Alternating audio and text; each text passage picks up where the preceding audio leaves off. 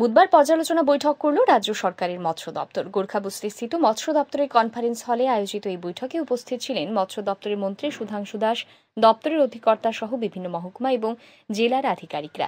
এই পর্যালোচনা বৈঠকে 2025-26 অর্থবর্ষে মৎস্য দপ্তরের বরাদ্দকৃত অর্থরাশি কোন কোন খাতে ব্যয় করা হবে সেই বিষয়ে বিস্তারিত আলোচনা হয়। পাশাপাশি দপ্তরে চলমান বিভিন্ন প্রকল্প এবং স্কিমগুলি সঠিকভাবে চালু রাখার বিষয়টিও বৈঠকে আলোচিত হয়। এই প্রসঙ্গে সাংবাদিকদের মুখোমুখি হয়ে মৎস্যমন্ত্রী সুধাংশু দাস জানান, 2025-26 অর্থ বছরের বাজেট কিভাবে রূপায়ণ করা হবে সে বিষয়টি নিয়ে আলোচনা হবে।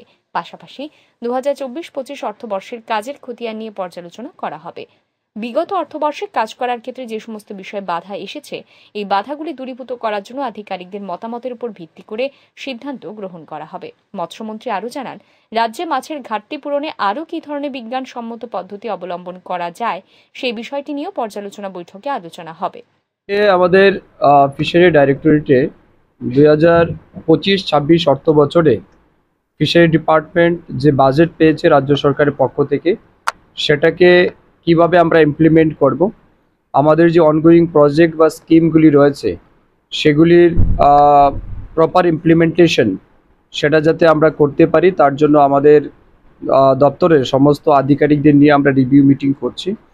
এছাড়াও এই রিভিউ মিটিংয়ের মূল উদ্দেশ্য হচ্ছে 2024-25 অর্থ বছরে আমরা রাজ্য সরকার এবং কেন্দ্র সরকারের পক্ষ থেকে যে ফান্ড পেয়েছি সেটা কতটা আমরা অ্যাচিভ করতে পেরেছি, কতটা ইউটিলাইজ করতে পেরেছি, আমাদের সফলতা কী ছিল লাস্ট ইয়ারের এবং কোন জায়গাতে আমাদের চ্যালেঞ্জেস ছিল।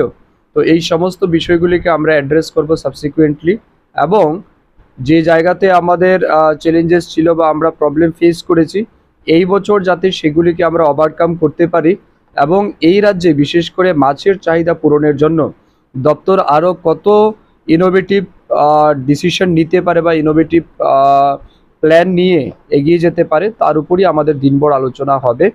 এবং আমরা মৎস্যমন্ত্রী সুধাংশু দাস আরও জানান, ইন্দো বাংলা ব্যবসায়িক সম্পর্ক এখনো প্রশাসনিকভাবে বন্ধ হয়ে যায়নি, তাই বাংলাদেশ থেকে সঠিকভাবেই রাজ্যে মাছ আসছে। তবে বাংলাদেশ থেকে কি পরিমাণ মাছ রাজ্যে আসছে সে সম্পর্কে অবগত নন তিনি আরও জানান, বাজারগুলিতে মাছের দাম নিয়ন্ত্রণে রাখার কাজ মৎস্য দপ্তরের নয়, সাধারণ প্রশাসন সংশ্লিষ্ট বিষয়টি দেখাশোনা করে। তিনি আরও জানান, দপ্তর মাছের উৎপাদন বৃদ্ধি করতে পারে, মাছে ফরমালিন দেওয়া হচ্ছে কিনা সেই বিষয় নিয়ে পরীক্ষা নিরীক্ষা করতে পারে এবং এই প্রক্রিয়া জারি রয়েছে।